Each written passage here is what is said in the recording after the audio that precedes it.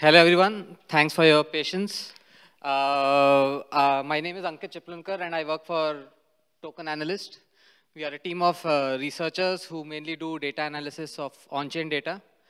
And today, I would like to present you one of our research topics that we also collaborated and published with BitMEX Research, and some parts of it were also published in Circle. And it is called How ICOs basically invested the money that you gave them in 2018.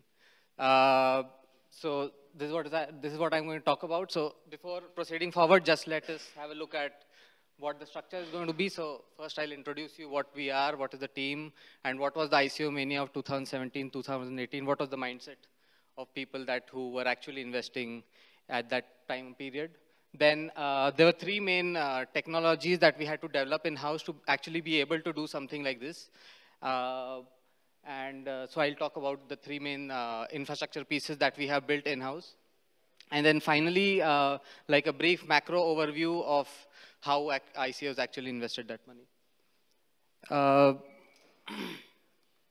So to start, this is our team, Token Analysts. This is Shekhar and Jay, who are our co-founders. Sid did his MS in machine learning in UCL. This is Jay worked at Seed Invest initially. Then Jendrik, he knows almost any computer language possible. This guy is me, actually. Cesar did his PhD in semantic web, and Simon did his PhD in machine learning. So we are a bunch of people who have deep expertise in machine learning and data analysis. And before this, we have also published several research pieces. This one was in collaboration with BitMEX. We have done research in collaboration with Dyer, Circle, and also write our own blog posts, so on and so forth. And we have been also quoted in these pieces. So before moving forward, let us just have a look at how the ICO market, let us just have like an overview of what the ICO market looked like in 2017, 2018. Before April 2017, because Ethereum is like a highly flexible smart contract language, you can have a huge amount of flexibility in how you basically structure your investment or how you basically structure your ICO. And before April 2017, there were quite a few teams who were raising money using ICOs, but in my opinion, they did not have idea of what huge scale it would encompass over a period of over the coming months. In April, and so like what was initially before April was happening was ICOs were being, so teams would have a cap or an Ethereum cap that they want to reach, and this cap was being reached very quicker and quicker. So Gnosis basically came up with an idea that they would have a reverse Dutch auction where the price of, they had a fixed amount of money that they wanted to raise. And so their valuation or their conversion between Ether and that money would change or drop over time. And so they basically wanted, like if people wait long enough, they can buy Gnosis tokens for a cheaper price. But that did not actually happen. Gnosis raised 12.5 million in 12 minutes. And the team held almost 95% of the tokens. So this was the mindset that people were going at that point of time, because like if you don't submit money as quickly as possible, then you basically move or you cannot basically participate in that particular ICO. Then Aragon sale happened. They raised $25 million, and I'm talking about $1 million in 26 minutes, which is almost equivalent to $1 million a minute. And if you have, on an average, and if you have 4 blocks in a minute, then it is 250K average in a minute. Then the Bancor sale happened, and they were supposed to raise $100 million, but they went up and released 153 in 3 hours. So this was like the mindset that people were actually going into while investing in these companies with a white paper, basically. And then basically EOS came along and just said, oh, we want each and everyone to participate, and we don't have a cap on, we don't have a time limit, and they raised for the whole year.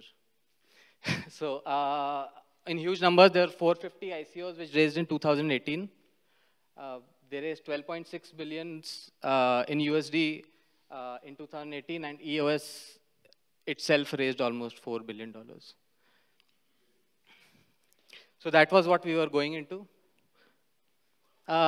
So there are three main methods. So like our objective now was to somehow be able to identify how tokens are being moved around from these ICO treasury wallets, and also Ethereum that people gave them are moved around from these ICO treasury wallets. And so there were three main pieces of infrastructure that we had to build. The first one was somehow being able to query historical token balances, so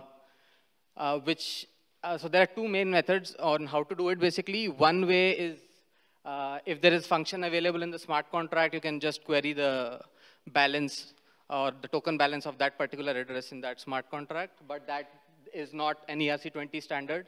So many teams do not enforce or provide that function. There are some teams like Aragon which do provide that function, but then they have a huge storage overhead on the blockchain basically. Another method is because you can assume Ethereum as a state transition machine where you have a state n at a particular block number, and correspondingly the smart contracts store their values in storage. So each storage has a key value pair. If we can somehow, and transactions are basically changes that happen or changes that operate on that state. So if we can somehow extract the difference between state and storage of these smart contracts historically, then we'll be also able to look at the historical smart contract or token balance basically for each and every token address that we are interested in. So yeah, each block has several transactions. Each transaction has several state diffs where what is the change in a particular account. And each account has several storage diffs. So if, for example, you are transacting on a DEX and you are changing token A to token B, then we also extract how much token was extracted from some address in token A and how much token was deposited in some token B. And we did this for all the historical data on chain, and at one point of time we were running like 95 full sync parity archive nodes, which was $3K a day. But that was for a very brief amount of time. So because we have like all data possible to be extracted, we were basically able to create the state of each and every smart ERC-20 smart contract at any snapshot in time. So I'll just give you a brief demo of how it works. The video will not work over here. But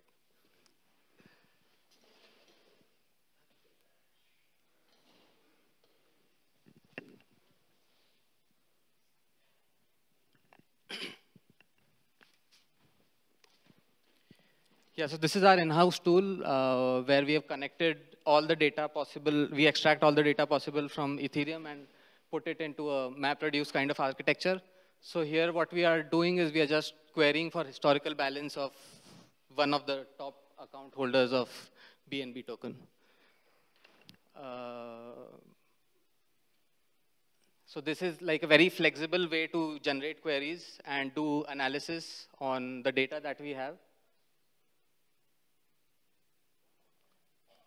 This ERC-20 token, ERC balance diff table is basically generated from all the storage differences that we extract in the blockchain. I built this demo yesterday, so. Yeah, I'm getting the smart contract address of BNB.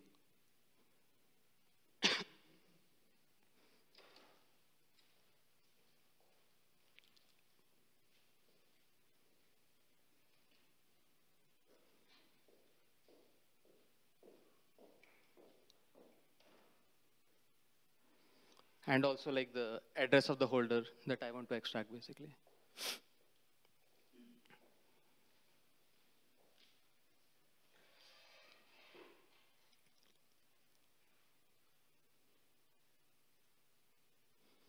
And then once you have these, once you have made that very flexible query, you can execute that query and you get results in like seconds. And then you can plot it out. And so this is how the balance of that this is how that address was holding the BNB token on a block number basis. And so what we can also do is we can combine these flexible queries to make dashboards. So this is some dashboard that we made for Kyber and Uniswap. And then this is another dashboard that I was working on for DAI yesterday. Yeah. So that is one piece of infrastructure that we have built to basically very quickly get access to all the token holders and how it is distributed.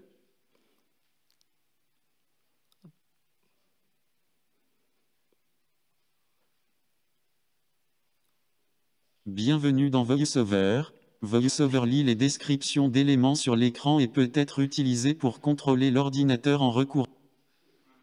That was unintentional.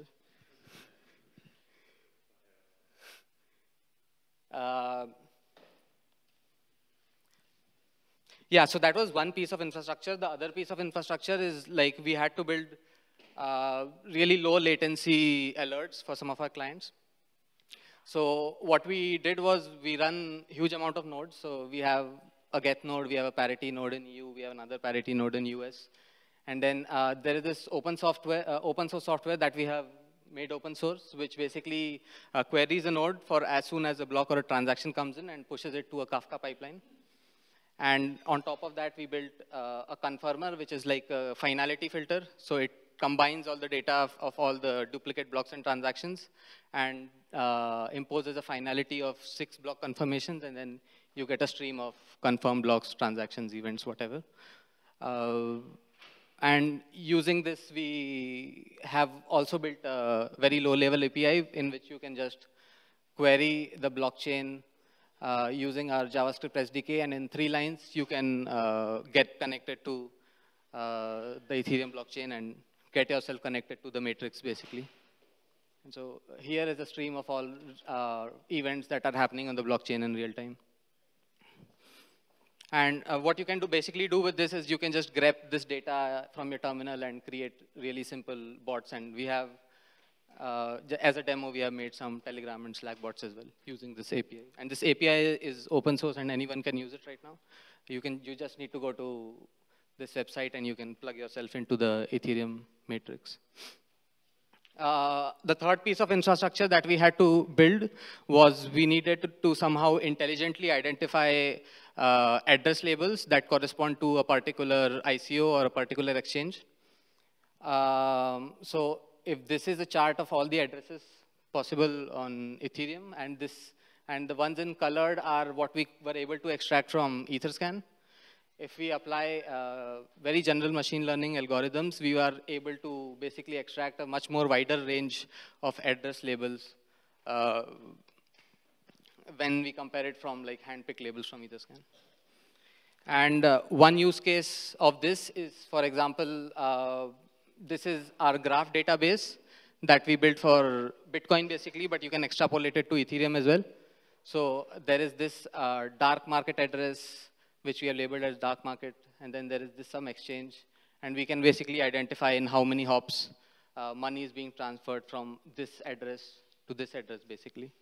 So these are the 3 main pieces of infrastructure that we had to build to actually be able to do some sort of analysis like this. And like if you guys are interested to use our services, you can just hit me up on Twitter or my email address, whatever. Now coming to the main point why most of the people are over here, is how actually the ICOs spent their money. So this is like a macro analysis. I'm not going into how individual teams have spent money right now, but this is a macro analysis of what happened to the ETH that was raised. So EOS raised almost 7.2 million Ethereum. And the USD equivalent of that is $3.8 billion. The way we calculated this was we identified a cluster of EOS treasury accounts, and then we were noting how money was going into those treasury accounts on a monthly basis. And the USD value is calculated by the Ethereum price of that month. So basically, if 100 ETH is entering that treasury account, then the Ethereum price of that month into 100 basically is what EOS raised for that particular month. And as a comparison, other projects raised 7.9 million ETH, which is 1.6, which is equivalent to $1.6 billion. There's a disparity because like the price of Ethereum itself fluctuated significantly. So even if these guys raised much more amount of ETH, but their USD equivalent was much lower. So effectively, before September 2018, ICOs raised $15 million Ethereum, which is equivalent to $5.4 billion. And we estimate that EOS sold almost all of their Ethereum. When we say sold, it has to be in quotes because we track Ethereum being transferred from their treasury account to some exchange or some other account.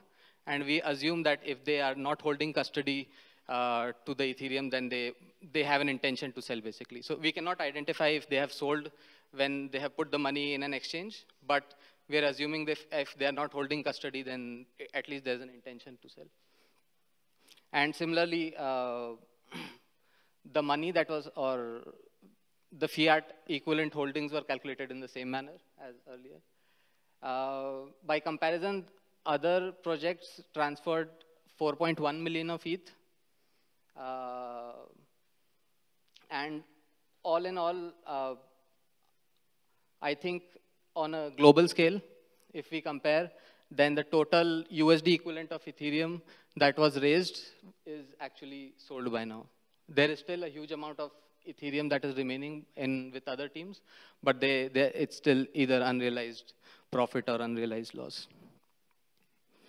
Now, let us have a look at what happened on a time basis, like how the token treasury Ethereum varied on a time basis. So in blue, we have the Ethereum balances of treasuries for all the ICOs. And in orange, we have the price of Ethereum at that point of time. So we actually see that when Ethereum was very high, there were some teams that sold their ETH. And then when the second peak occurred and it started dropping down, teams started significantly liquidating and converting their Ethereum holdings into fiat holdings. And maybe like it might have caused another, like a secondary effect to create like another price drop. So like all in all, if we compare the gains, EOS in our estimates gained $68 million by just converting from their Ethereum holdings to fiat holdings. Other projects gained almost $692 million and lost almost 34. So total net gains are almost $800 million as of September 2018. The other study that we did was what happened to team tokens, basically. So if we look at team tokens, like the distribution of team tokens is highly centralized. We identified, again, for those 222 ICOs, what is the distribution, like how much percentage of tokens are held by the top 20 accounts. So almost 90 to 95% of ICOs, in almost 90 to 95% of ICOs, top 20 accounts hold, almost 32% of ICOs, top 20 accounts hold 95 to 100% of the tokens, and so on and so forth. And these are some of the examples. What is very unique thing that is happening is the teams in total raised $5 billion, but they gave themselves $24 billion of tokens out of thin air, which is a pretty good business model, I think. So we assume that out of the ICO and out of what the smart contract was holding, teams gave themselves $21.5 billion. And after the ICO, in total, they gave themselves $24 billion. But they lost significant amount of money, mostly because the value of the tokens decreased over a period of time. So a lot of teams are still holding their tokens, but the value in itself has decreased significantly. We estimate only $1.5 billion of sell-off has happened of these tokens. And like just to give an overall picture, so in a few numbers, they raised $5.4 billion of Ethereum, gave themselves $24 billion of tokens. In Ethereum terms, there was like an equivalent amount of money was converted to fiat, but there's a huge loss in terms of price decrease due to the tokens themselves. So that is all my talk. If you want to read like a detailed analysis of what happens to each and every token teams, just go to the BitMEX research that we have published. And thanks a lot. To conclude, I think what we have come up with is good infrastructure to basically be able to do real-time analysis and have and identify address clusters. ICOs sold and overall made $800 million, and on the other hand, gave themselves 24 billion, of which 80% value was lost. And like from a personal perspective, I think it is super ironic that we have in this ecosystem, we always strive to be decentralized and trust minimization, but we see an ICO, we see a white paper, and in minutes we are sending millions of dollars to that remote team based on advisors and memes. And I think from a personal perspective, investment has a huge history even in a centralized world, and there are certain structures that you can identify.